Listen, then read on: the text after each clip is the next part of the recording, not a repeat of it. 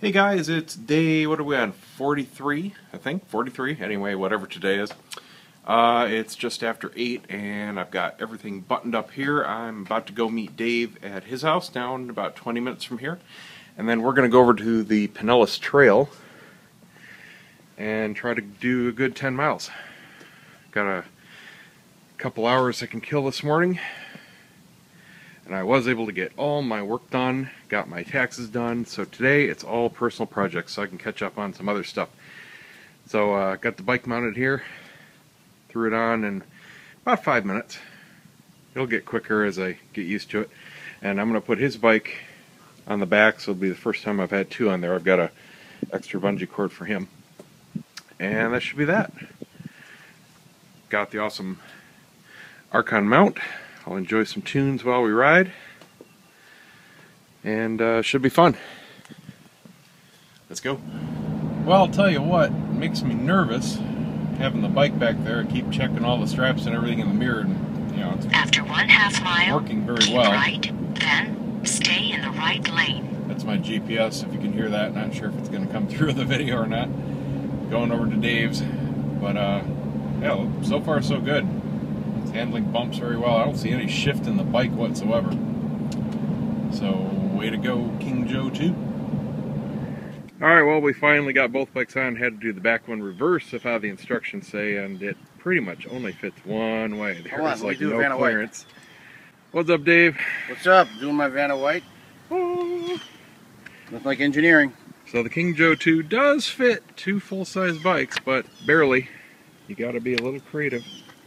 And one weird thing I noticed here, when I got here, my bike, this rear mount had slid almost all the way back. So these things slide on these rails. I got to figure out how to keep those from sliding. Just trying to see how we can keep this from... All right, we are just over 7 miles down the trail, actually up the trail. How you feeling, Dave? Photo bombing. I'm good. I'm on it. Got Rangers lead the way. These are beautiful trails. They go way down north and south, actually south and north, all the way from Upper Pinellas to lower down to St. Pete, and just absolutely perfect pavement.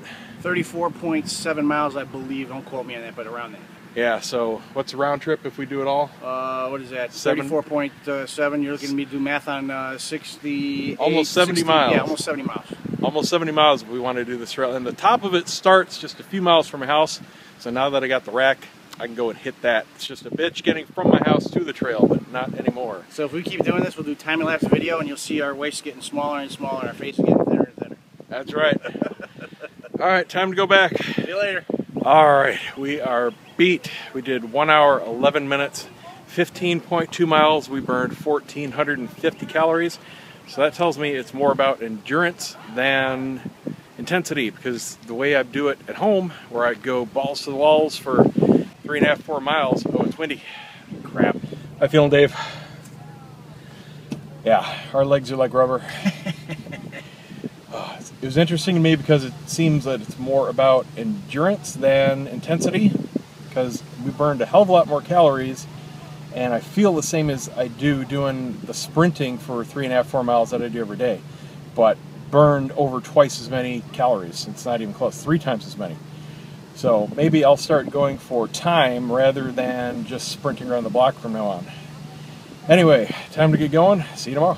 Well, I'm home. I just wanted to give a quick little report on the bike rack. With one bike on, flip around here. With one bike on, really the only thing that shifted was this back slider point here, and these move forward and back. This is kind of where it wants to sit naturally, right about the halfway point. And this one's a lot tighter and it doesn't want to slide. So this is where it ends up, and it's fine. It's totally strapped in here. It's not going anywhere, so I don't have to worry about that. And then when we had Dave's bike on here, we just slid these all the way to the edge. You can see, you know, it does slide pretty easily to give us maximum room. And when I had two on here, there was enough weight where it started to loosen these straps here. These built-in cinchers don't really keep it tight enough. So in the future, what I'm going to do is tie these down to themselves real well after I cinch it tight, because this did loosen up about a half an inch. And after our ride, we were coming back, and I saw the whole rack kind of bouncing up and down. Didn't go anywhere because it didn't come undone or anything, but it did have a lot of slack. You can see it's a little loose here. But these top ones, because I'm using the inside cushion things, they can't come undone. So even if those sides and bottom come loose, this rack is still going to be attached to the car. It might be flopping around, but it's going to be attached. So I just got to watch this, make sure that these stay tight, and I'll figure out a way to tie them down. I'll probably do them just like I used to do my jet skis. I just cinch them down like this real tight so that can't slide. That's it. Really happy with it. Performed well. And I am beat. Alright, now we'll see you guys tomorrow.